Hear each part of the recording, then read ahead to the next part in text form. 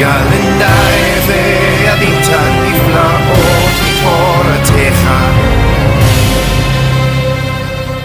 It's Torah Tuesday, and today we're going to be talking about the story of Moses and the women at the well in Exodus chapter 2. We're in the second half of the chapter, and what you may not have noticed before is that this is a type scene. Now, a type scene is an incident in which the narrator is telling the story in such a way that we are to think of other times where something like this has happened. So you might remember in the book of Genesis, Isaac's wife is found at a well, Jacob finds his wife at a well, and now we have Moses, and he indeed finds a wife at a well. नमस्कार, आज तोरा मंगलवार है और आज हम मूसा की कहानी में आगे बढ़ने वाले हैं, जहाँ पे मूसा और उन कुएं पर की महिलाओं की बात निर्गमन 2 में की गई है।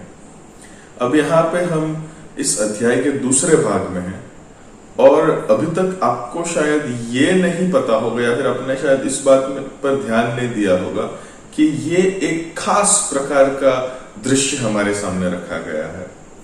अब ये खास दृश्य कोई ऐसी घटना होती है जिसके अंदर जो कथा का उल्लेख करने वाला कथा लेखक जो है वो कहानी को कुछ इस प्रकार से हमें बताने की कोशिश कर रहा है कि जहां पर हमें दूसरे सब घटनाओं के बारे में भी याद करना है जो इसी प्रकार से हुई है। आप शायद उत्पत्ति की किताब के अंदर ही ईसाक की पत्नी के बारे में देखे, जो भी उसे वहां पर कुएं पर ही मिली थी। याकूब की पत्नी भी कुएं पर ही उसे मिली थी। और अब हम यहाँ पर मूसा पर आते हैं और सचमुच में वो भी अपनी पत्नी को कुएं पर ही ढूंढता है।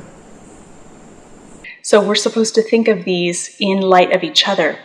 I am drawing here on a really great article by Michael Martin in Catholic Biblical Quarterly, where he talks about the betrothal type scene. He identifies 12 different things that happen in a typical betrothal scene. तो यहाँ पे हमें इस प्रकार सोचने की आवश्यकता है जैसे कि हम दूसरे हर एक किस्सों में सोचते हैं। अब यहाँ पर जो कुछ विचार मैं आपके सामने रखना चाहता हूँ वो माइकल मार्टिन के द्वारा कैथोलिक बाइबल क्वार्टरली के अंदर जो एक खास लेखन आया था उस पर आधारित हो सकता है, जहां पर वो अलग अलग प्रकार के खास सगाई के दृश्यों के बारे में वो वर्णन करता है। वो 12 अलग अलग प्रकार की चीजों को वहां पर वो पहचानता है जो हर एक प्रकार के बाइबल में के सगाई जो होती है, सगाई उस दृश्य के अंदर हम पाते हैं और वो इस प्रकार से है। मैं आपके लिए उसे पढ़ने वाला हूँ। And here they are. I'm going to read them for you. Number 1, the groom travels to a foreign country. Number 2, he meets a woman or women at the well. Number 3, someone draws water. Number 4, a gift or service is given that bonds him to her family. Number 5, he reveals his identity. Number 6, the woman rushes home with the news. Number 7, there's some kind of greeting or invitation from the family to the prospective groom. Number 8, the betrothal is arranged. Number 9, the groom lives with the bride's family. Number 10, the groom returns to his place of origin. Number 11, the groom is received by his family at home. And number 12, the groom resides there. सर्वप्रथम जो है वो ये है कि जो दुल्हा होता है वो अपने देश से विदेश की तरफ जाता है। दूसरा ये है कि वो एक महिला को या फिर बहुत महिलाओं को वो कुएं पर मिलता है। तीसरा ये है कि कोई वहां से पानी निकाल रहा होता है। चौथा ये है कि कोई प्रकार की आप ले या फिर कोई भेंट सौगात देना या फिर लेना, उससे वो जो दुल्हा है उस दुल्हन के परिवार से जुड़ता है। पांचवा जो है वो ये है कि वो अपनी पहचान सबके सामने रखता है। छठवा जो है वो महिला है, वो दौड़ के अपने घर पर जाके ये समाचार देती है।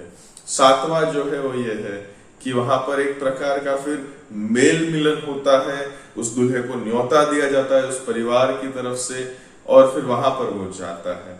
आठवां जो है वो ये है कि फिर वहां पर एक सगाई की तैयारी की जाती है।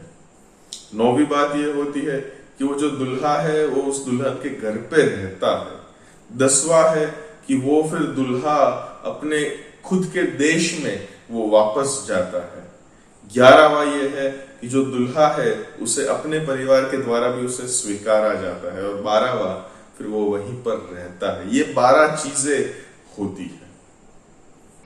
Now, what's really interesting about type scenes is that if you set these scenes alongside each other, you'll find that most type scenes will have most of the elements, but there may be something missing. And if a scene fits the pattern exactly except for one piece, you can guarantee that that piece is of some significance. And that is certainly true in the case of Moses and the women at the well, because the missing piece in that scene is number 5. Moses never reveals his identity to the women. So when they run back to their family, to their father, and tell about this man that they've met, they describe him as an Egyptian. अब यहाँ पर जो खास करके एक जो रसप्रद बात है इन प्रकार के खास दृश्यों के लिए वो ये है कि इन दृश्यों को अगर आप एक के बाजू एक ऐसे रखोगे बाइबल में के हर एक दृश्यों को, तो वहां पर खास करके इन खास दृश्यों के अंदर आप हमेशा देखेंगे कि कुछ एक या दो ऐसी खास चीजें होगी जो वहां पर मौजूद नहीं होंगी इन 12 में से। और उसमें अगर ऐसा कुछ ना हो तो इसका मतलब ये है कि वो दृश्य हमें एक खास प्रकार की समझ हमें देने की गारंटी देती है कि वो जो दृश्य जो वहां पर नहीं है वो महत्वपूर्ण है। और ये सचमुच में मूसा के बारे में भी ऐसा ही हम देखते हैं जब वो महिलाओं को उस कुएं पे मिलता है, क्योंकि जो चीज वहां पर मौजूद नहीं है वो नंबर 5 थी। मूसा जो है वो अपनी पहचान कभी भी उन महिलाओं को नहीं बताती है, इसलिए वे जब दौड़ के अपने परिवारों की तरफ वापस जाती है तो वो अपने पिता से कहती है इस पुरुष के बारे में जिन्हें वे अभी मिले हैं, और वो उसे एक मिस्री व्यक्ति के तौर पे वर्णन करते हैं पिता के सामने। They think he's an Egyptian, and he hasn't corrected them because he hasn't told them who he was. Now, Michael Martin says this is the central concern of this entire narrative is who is Moses? What is his true identity? So by paying attention to the type scene and the part that's missing, we're actually zeroing in on the part about Moses that's most interesting, and that is he doesn't know who he is. And if you trace through the chapter and see how other people describe him and how the narrator describes him, you'll find that there's all sorts of different perspectives that can't really be reconciled. वे सोचते हैं कि मूसा एक मिस्री है, और मूसा ने भी उन्हें अभी तक सही नहीं किया है, क्योंकि उसने तो अभी तक बताया नहीं है कि वो कौन है। अभी यहाँ पर माइकल मार्टिन कहते हैं कि ये जो बात है वो दरअसल में सचमुच में केंद्र स्थान की चिंता धराती हुई ऐसी एक बात है इस पूरी कहानी के लिए कि मूसा कौन है, उसकी सच्ची पहचान क्या है। और इसीलिए ये एक खास प्रकार के दृश्य पे ध्यान देते हुए, और जो भाग उन दृश्य में से मौजूद नहीं है, हम सचमुच में मूसा जिस प्रकार से संघर्ष कर रहा है उसे हम आराम से समझ सकते हैं। और वो तो ये है कि वो खुद भी नहीं जानता है कि वो कौन है। अगर आप अलग अलग अध्यायों में से अगर आप समझने की कोशिश करें, ढूंढने की कोशिश करें और देखें कि किस प्रकार अलग अलग लोग उसका वर्णन करते हैं और किस प्रकार वो जो कथा लेखक जो है वो उसे किस प्रकार हमारे सामने रखता है, तो आपको ये पता चलेगा कि अलग अलग दृष्टिकोणों से हम सचमुच में नहीं जान पाते कि मूसा कौन है। So for example, in verse 6, when the daughter of Pharaoh finds him, she calls him a Hebrew baby. And in verse 11, he goes out to his own people and sees the Egyptian beating the Hebrews. So in some sense, there's a recognition that he belongs with the Hebrews. But in verse 14 of chapter 2, he's rejected by those people who are supposed to be his family. And then we have the women at the well calling him an Egyptian in verse 19. And then a really interesting moment in verse 22. After Moses has married Zipporah and she gives birth to their first son, It says in verse 22, Zipporah gave birth to a son, and Moses named him Gershom, or Gershom, saying, I have become a foreigner in a foreign land. तो इसीलिए उदाहरण के तौर पे आप छठवें पद को देखेंगे, जब फारून की बेटी मूसा को पाती है तब वो कहती है कि एक हिब्रू बालक है। फिर उसके बाद आगे हम 11वें पद में देखते हैं कि जब वो बाहर जाता है, अपने लोगों को देखता है कि एक मिस्री व्यक्ति उन्हें मार रहा है, तो कुछ समय में हम देख सकते हैं कि वो अपने आप को हिब्रुओं के साथ अपनी पहचान करता है। परंतु 14वें पद के अंदर, दूसरे अध्याय के 14वें पद के अंदर अपने खुद के लोगों के द्वारा उसे अभी नकारा गया है। जो सचमुच में उसकी परिवार था, उन्होंने उसे नकारा है, उसे तुचकारा है। और फिर आगे हम देखते हैं कि वो जो महिलाएं हैं, कुएं पर की महिलाएं, वो भी उसे एक मिस्री व्यक्ति के तौर पे वो अपने परिवार को जाके बताती है कि एक मिस्री व्यक्ति को वो मिले हैं। 19वें पद में हम ये पाते हैं। और फिर सचमुच में जो एक रसप्रद बात जो आती है वो 22वें पद में आती है, जब मूसा और जिपोरा इन दोनों की शादी हो गई है, और जब जिपोरा मूसा के साथ उसके पहले पुत्र को जन्म देती है, तो 22वीं पद में लिखा है कि जिपोरा ने एक पुत्र को जन्म दिया और मूसा ने उसे गेर्शोम नाम दिया, ये कहकर कि मैं एक परदेश में हो गया हूं।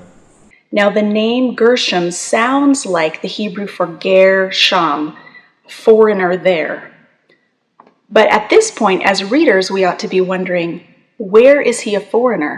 Is he referring to the fact that he doesn't quite belong in Midian? Or is he referring to the fact that he never did quite belong in Egypt either?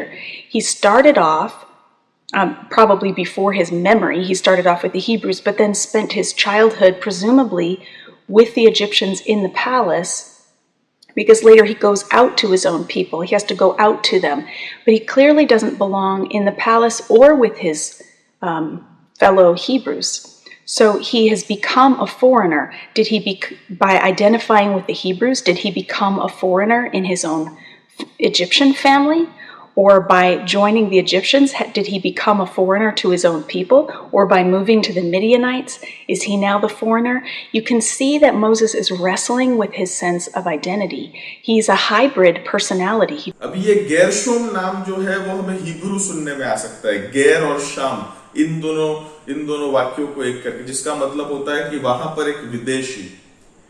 पर यहां पर इस क्षण में हर एक अब पढ़ने वाले को यह समझना चाहिए या फिर ये सोचना चाहिए कि मूसा सचमुच में एक विदेशी कहाँ है। क्या वो उस मिदियानी स्त्री के साथ या फिर रहने के लिए या फिर उसके ससुर के साथ जो रहता है, क्या वो उस बात के बारे में इशारा कर रहा है कि वो सचमुच में वहां का कभी था ही नहीं, या फिर क्या वो इस बात पर इशारा कर रहा है कि वो कभी मिस्री था नहीं। उसने जब शुरुआत की, उसके याददाश्त के अंदर वो जा रहा होगा, अपने मन में विचार कर रहा होगा, जब उसने शुरुआत की तब वो हिब्रुओं के साथ था। परंतु उसने अपना बचपन जो है, जब तक बड़ा हुआ, वो मिस्री लोगों के साथ उस महल में हुआ, क्योंकि आगे जाके हम ये देखते हैं कि वो अपने लोगों के पास फिर वो वापस जाता है, परंतु उनके पास जब वो वापस जाता है तो वो वहां का भी नहीं होता है। तो मतलब वो उस महल का भी नहीं है, हिब्रू लोगों ने भी उसे एक नहीं स्वीकारा है, तो वो वहां पर भी एक विदेशी। तो मतलब क्या वो ये सोच रहा है कि अपने आप की पहचान हिब्रुओं से करा के वो उन मिस्रियों से विदेशी हो गया, या फिर क्या वो मिस्रियों के साथ जाकर उन अपने खुद के लोगों से वो विदेशी हो गया, या फिर इन दोनों जगह से हटकर जब वो मिद्यान में चला गया तो क्या वो अब एक विदेशी है। आप समझ रहे हैं, मूसा जो है वो अपनी पहचान के लिए बहुत ही संघर्ष कर रहा है, उसे ढूंढने के लिए। वो एक प्रकार से मिश्रित व्यक्तित्व है। Doesn't really belong anywhere, and this question will not be resolved for us until chapter 3, when Yahweh speaks up and tells Moses who he is. So we'll have to stay tuned for more insights from chapter 3 about Moses' identity. But for now, I hope you're intrigued by this concept of a type scene. And if you want to chase something down this week, go check out the story of Jesus and the woman at the well and see how well it stacks up with these 12 criteria that we normally see in a betrothal type scene. All right, have a great week. वो तो सचमुच में कहीं का नहीं रहा है, ऐसे कह सकते हैं। और ये प्रश्न जो है वो तब तक हमारे लिए स्पष्ट नहीं होगा जब तक तीसरे अध्याय में यहोवा खुद मूसा से बात करेंगे और उसे बताएंगे कि वो कौन है। तो अभी हमें यहाँ पर इसके लिए तीसरे अध्याय पर जब मनन करेंगे वहां तक हमें रुकना पड़ेगा और समझने का प्रयत्न करना पड़ेगा। मैं आशा रखता हूं कि आप सब इन विचारों से अपने मनों के अंदर बहुत ही आप इसके लिए आप अपने मनों के अंदर बहुत ही आप दिलचस्पी धरा रहे हैं, आप दिलचस्पी से आप इसे सुन रहे हैं। और मैं चाहता हूं कि आप सचमुच में इसी प्रकार के खास प्रकार के अलग अलग दृश्यों को जो बाइबल में वर्णन किया गया है उन्हें आप समझने का प्रयत्न करें और एक के बाजू एक हर एक रख के आप देखें कि वहां पर कौन सी चीज नहीं है जिससे उस चीज का महत्व बढ़ता है या फिर जिससे उस शास्त्र पाठ का हम मतलब समझ सकते हैं। आप या तो इन 12 जो बातों को मैंने आपको बताया है वो आप जाके देख सकते हैं। यीशु मसीह के बारे में आप देख सकते हैं जब वो कुएं पर की उस महिला को मिलते हैं और वहां पर भी उस दृश्य को भी आप एक साथ इन सब दृश्यों के साथ रखकर आप अभ्यास करने का प्रयत्न कर सकते हैं। आशा रखता हूं कि आपका ये हफ्ता बहुत ही सुखरूप और आनंददायी हो। प्रभु आप सबको आशीष दे। आमीन।